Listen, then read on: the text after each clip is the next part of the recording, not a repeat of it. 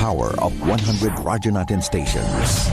The power of information with more than 200 news and public affairs correspondents nationwide. The power of radio is within reach. Manila Broadcasting Company's Radyo Natin Network.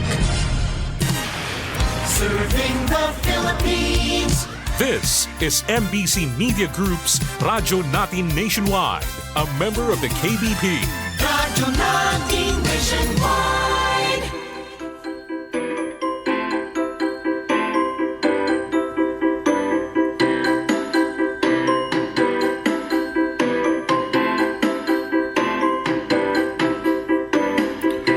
Welcome to Himaya sa Diyos, the weekly program of Sunday Mass readings, inspirational homilies by bishops and priests of the Holy Catholic Church from the Diocese of Kansas and the Diocese of the Philippines.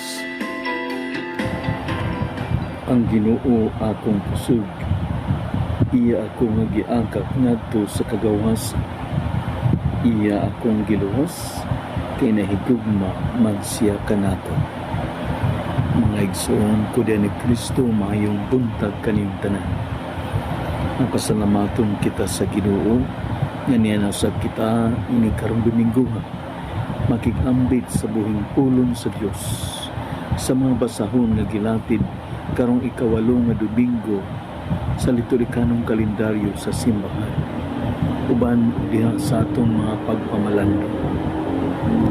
Usama kaigsunan ko sa kahigayunan nga niya kanato, atong pagdayo ug pasalamat ngadto sa Dios ug sa usa kanato nga niya usab kita makahigayon pagpaminaway dinhi sa kahanginan, dinhi atong programa sa kahanginan, ang Himaya sa Dios, nagipasugdahan ug giabaga sa Missionary Brothers of Perpetual Help uban sa Holy Catholic Church Apostolic See of the Philippines, Diocese of Kansas, USA.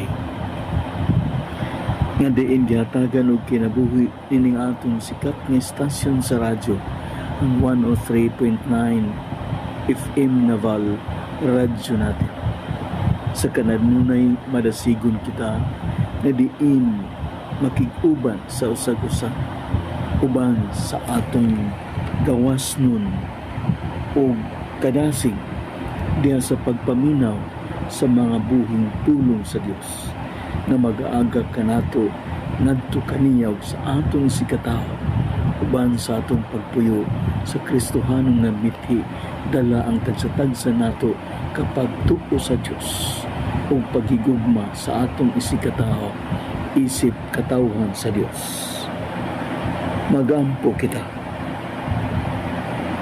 O Ginoo, agaka ang mga hitabo sa kalibutan diya sa imong kalinaw. Ugatagi ang imong santos nga simbahan sa kalipay sa pag-alagad kanimo diya sa kagawasan. Kini among gipangayo, pinagi sa among Ginoong Jesucristo imong anak, nga buhi ug hari uban kanimo sa Espiritu Santo, Dios nga usa hangtod sa kahanturan. Amen. Kaigsunan ko diyan ni Kristo uban ug sa ngalan sa atong Bishop Overseer sa Holy Catholic Church Apostolic See of the Philippines, kang Bishop Stephen Grinke, uban ni Deacon Jaime Baril, ug sa tanang mga kaparihan kaobispuhan nga dinadlangkog sa gawas sa nasulod sa Pilipinas, sa ngalan sa atong pagtuo kaniyong tanan makaigsunan ko din ni Kristo, maayong buntag ug malipayon nga Domingo, sulod din ikawalong Domingo sa liturhikanong kalendaryo sa simbahan. Ug niining magtutua atong paminawon ang mga pagbasa nga isaysay niining kahigayunan nato sa ikawalong nga Domingo sa liturhikanong kalendaryo sa simbahan.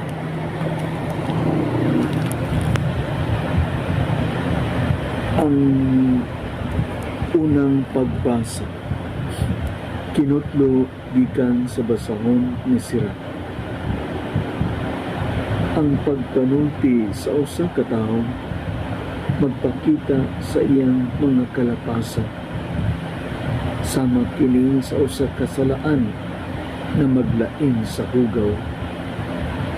Ang imong paagi sa pagpanghuna-una magapakita sa imong kinaiya. Maingon na sa walay duha-duha ang usa ka pagbahan magpakita sa mga depekto diya sa mga kulon nga gipagba. Makaila ikaw unsa kaayo ang usa ka kahoy naggalam inaagi sa bunga na ihatag niini.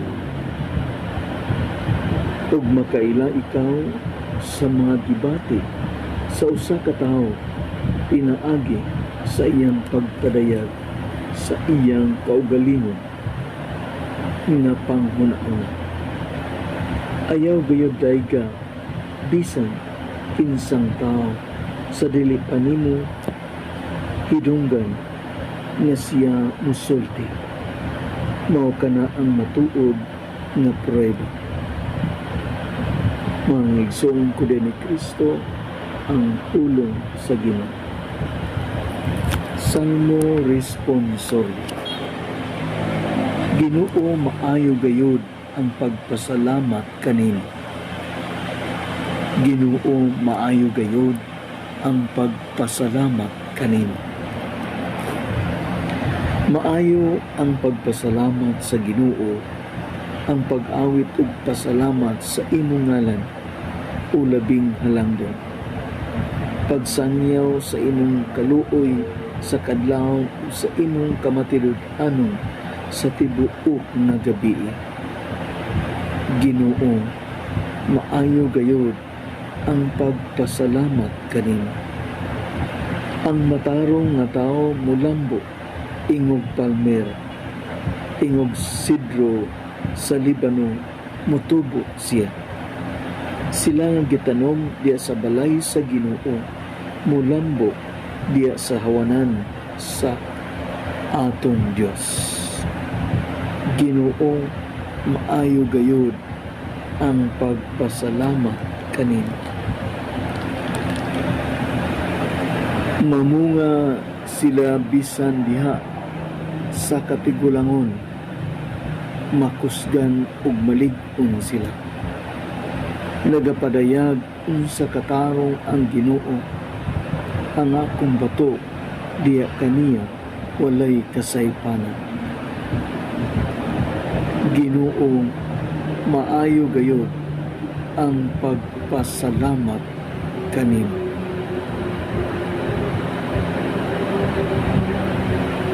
Ikaduhang pagbasa. Kinutlo gikan sa unang sulat ni San Pablo ngadto sa taga Corinto. Kung ang madunot masuluban na sa dili madunot, o kung ang mamatay masuluban na sa dili mamatay, matuman ang kasulatan nga nag-ingon, gilaglag ang kamatayon ug hingpit na ang kadaugan. O kamatayon, hain na ba ang imong kadaugan? O kamatayon, hain na ang imong kalala. Ang kalala sa kamatayon magikan sa sala, ug ang gahom sa sala naggikan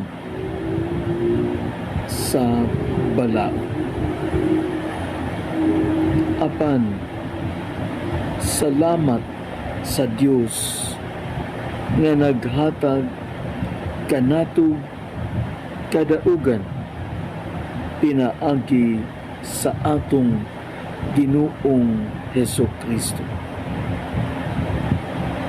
Busa mga minahal kung kaigsuonan, barug kamo nga lig-on o dili matarog. Pagkugi kamo kanunay sa inyong pag-alagad sa Ginoo. Kay nasayod kamo nga ang iyang pag-alagad dili gayud makawa. Mga igsoon ko diya ni Kristo, ang walaang pulong sa Ginoo. Atong paminawon karong ang santos nga ebanghelyo karong Domingo.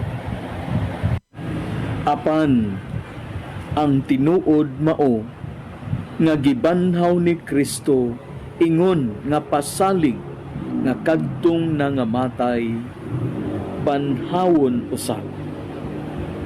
Mga igsuon ko diha ni Kristo ang pulong sa Ginoo.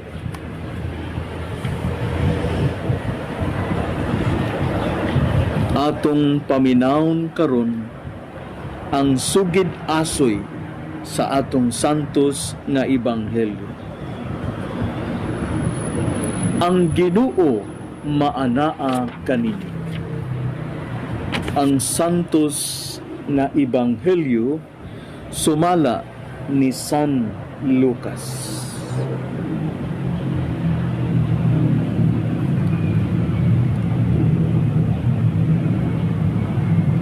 Sa nakalugsong na sila sa bungtod, mitindog si Jesus sa usa ka dapit nga patag kauban sa kapid-an sa iyang mga tinun-an.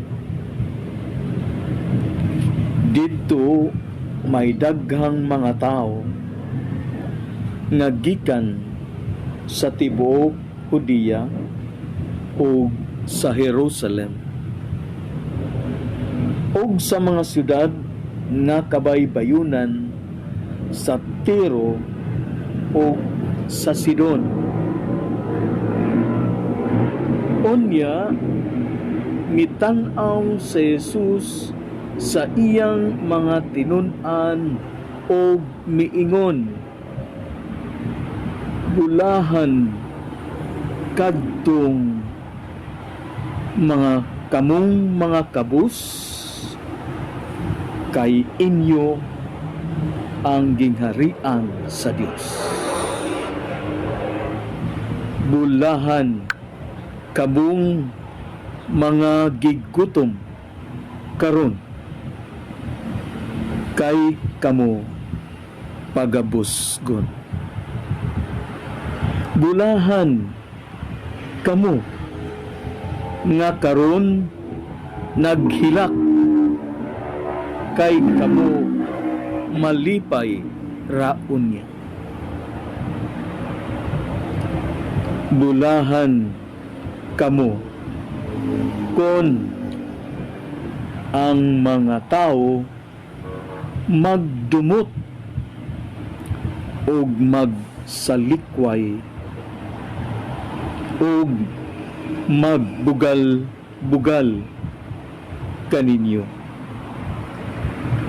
o mag-ingon nga kamo mga dautan tungod sa anak sa tao. Paglipay kamo kung kini mahitabo o pagsayaw sa kasadya. Kay dako ang ganti nga gitagana alang kaninyo didto sa langit.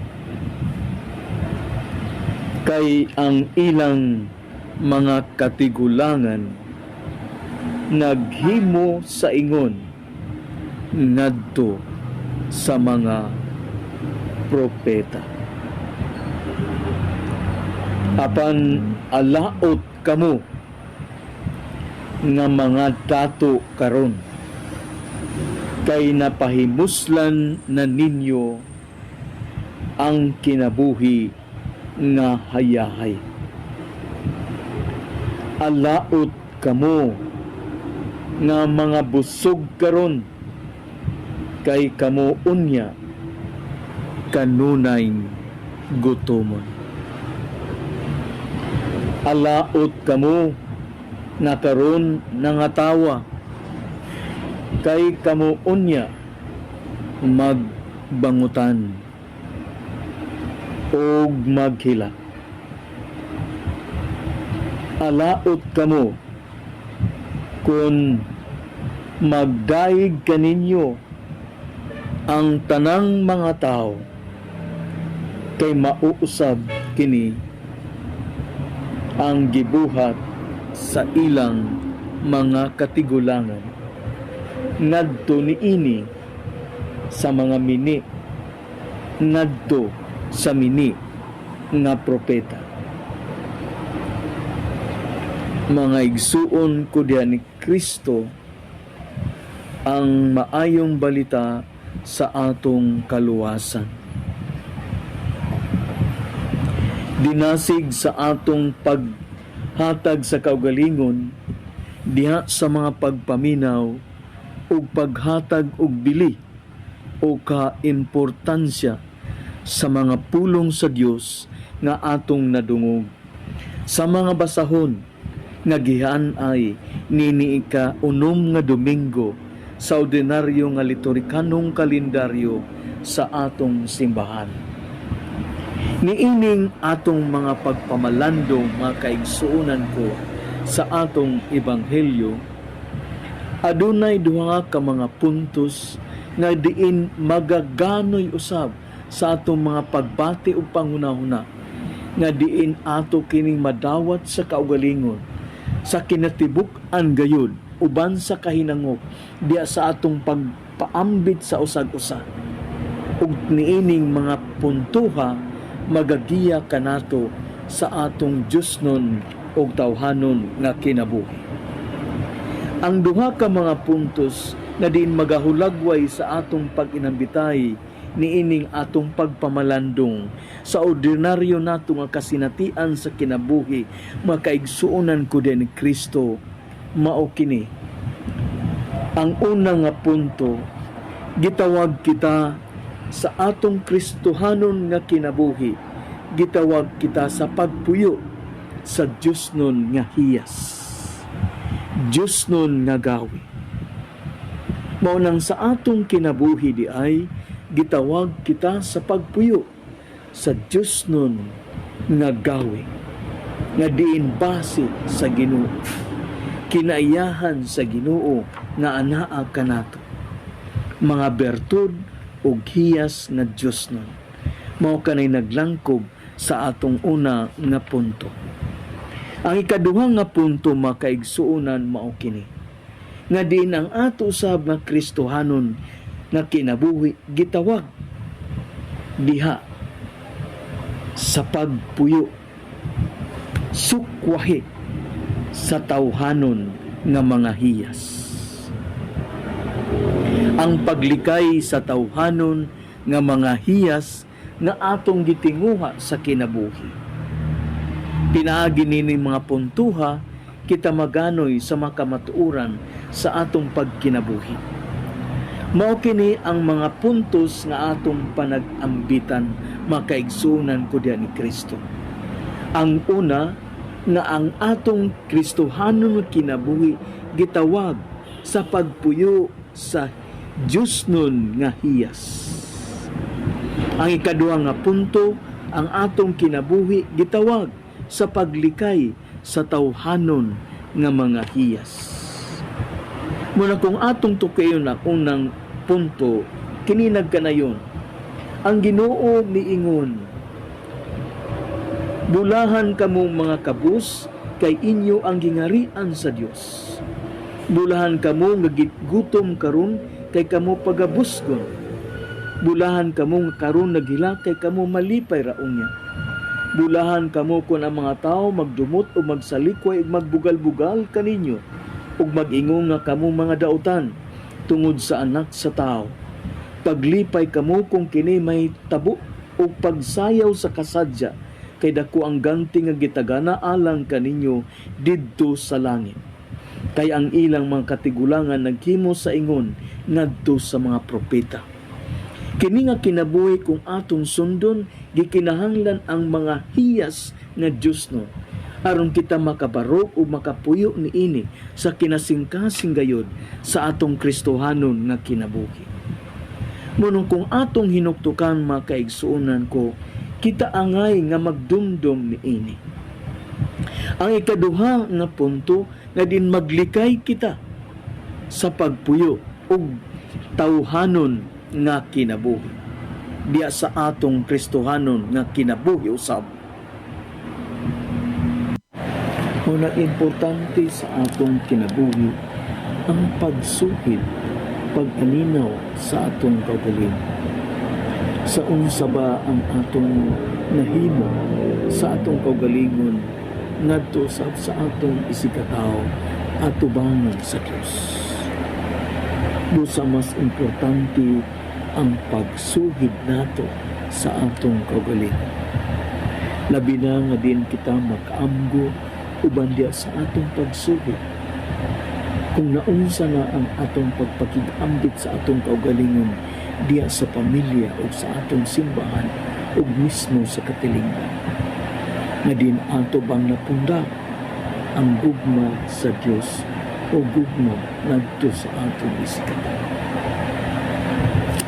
Nahigo ba na may gugmaon o malulug-on ang usa ka amahan ngadto sa iyang asawa uban sa pamilya? Nahimo ba nga maayo ang kinabuhi sa usa ka anak ngadto sa iyang ginikanan ug mismo sa iyang kagalaan ug isikataw? Ug diha sa atong pagpanglagad, ato bang nakita ang dili sa paghatag sa serbisyo ngadto sa uban? Sumala sa kabubuton sa Dios o gilagda diya sa atong kagahuman, diya sa atong katilingban na mao'y angay natong buhaton sa atong Kristohanon nga kinabuhi. Busa uban niini nga mga pagsuhid, atong mahunahuna ang atong pamilya, ang atong kagalaan, ang atong simbahan, ug mismo ang atong nasod ug katilingban. Sa ingon unsay atong mahimong ini diya sa pagpakaila sa bunga sa gugma kaluoy pasaylo na magahatod sa kalambuan diya sa atong kinabuhi ug mismo diya sa katilingban. Busa makakatun-unta kita sa paghatag og bili sa kahulugan sa pagsuhid sa kaugalingon aron makita nato ug mapun-an ang Kristohanon nga mithi nga diin gilatin sa atong pagkasumusunod sa Dios ug sa ngalan sa atong Ginoo. Ang ikaduha nga punto makaigsunan ko nga diin ang atong kinabuhi ana usab pagtan-aw sa mga kakayahan o kaantiguhan o kinaiyahan sa atong kinabuhi. Isip o sa katao, aduna kita'y gabayan diha sa atong pagkinabuhi. Isip o sa Kristiyano na naging diin nagatuo sa Dios ug nagamahal sa simbahan pinaagi sa iyang isikataw. Muna ang atong ibanghilyo nagkanayon, ang kahoy nga walay sakit, dili mamungag walay tulos nga bunga. Diyang masakitong nga kahoy, mamungag maayong bunga. Ang tagsa-tagsa ka kahoy na ilang sa iyang bunga, dili ka makapupog igos gikan sa sampingan. Ni ubas gikan sa kadyata, ang maayong tao magsultig maayo gikan sa maayong mga bunga nga naa sa iyang kasing-kasing. Apan ang tao nga dautan magbuhat og dautan gikan sa mangilad ng mga butang sa iyang kasing-kasing. Kay kung unsang ang anak sa kasing-kasing tao, mausab ang iyang isulti. Busa mga kaigsuonan ko, importante usab ang pagsuhid ug paglantaw diya sa atong kagkinayangan. Kung giunsa nako pagbuhat sa lihuso nga pamaagi, ang gasa nako sa akong pagpananaw, sa akong pagpandungog, sa akong pagpanulti, panghuna-huna, diha sa akong kaugalingon. Ang natural na kinayahan na anaa kanato, yano lang kini apan mao kini makapuhat ug makalumpag sa atong pagkatawhanon diya sa atong pagtuo ngadto sa Dios.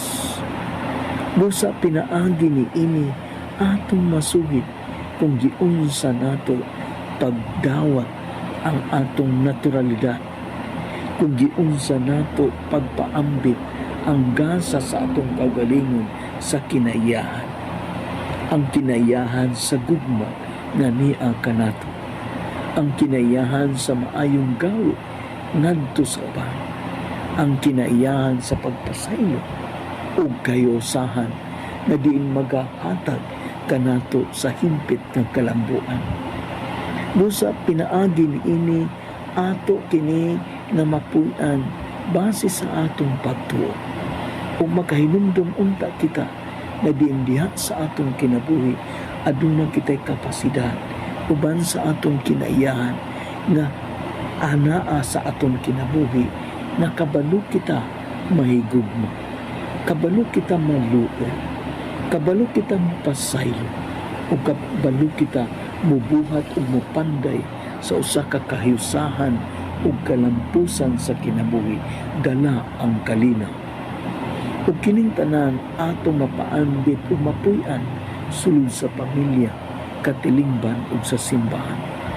O ginaot paunta na diya sa atong kinabuhi, atong mapuy-an sa mapadayunon na pamaagi ng pag-usisa, pagsuhid sa atong kaugalingon ug ang pagtanaw, pagsuhid usab sa atong kinayahan, isip o sa katao na nagatuo o gihulagway sa usa ka Dios diya sa atong kinabuhi. Mga kaigsunan ko din ni Kristo na pupos na ang atong panahon, nining atong programa sa kahanginan, ang himaya sa Dios. Ug tuguti ako sa pagpasalamat kaninyo sa ngalan sa Holy Catholic Church, uban ni Bishop Stephen Grinke, Deacon Jaime Barili, o pinangusab ng sikat ng stasyon sa radyo, uban sa Missionary Brothers sa Perpetual Help, kaniyong tanan makaigsunan ko din ni Kristo, daghan kaayong salamat. Dalaygon o gimaya sa Dios. Mag-ampo kita. O Diyos sa kaluwasan, kining sakramento nga naglikon kanamo dinhi sa yuta, magdalaunta kanamo sa kinabuhing walay katapusan sa langit. Kini among gipangayo, pinaagi ni Kristo among Ginoo. Amen. Dalaygon o gimaya sa Dios.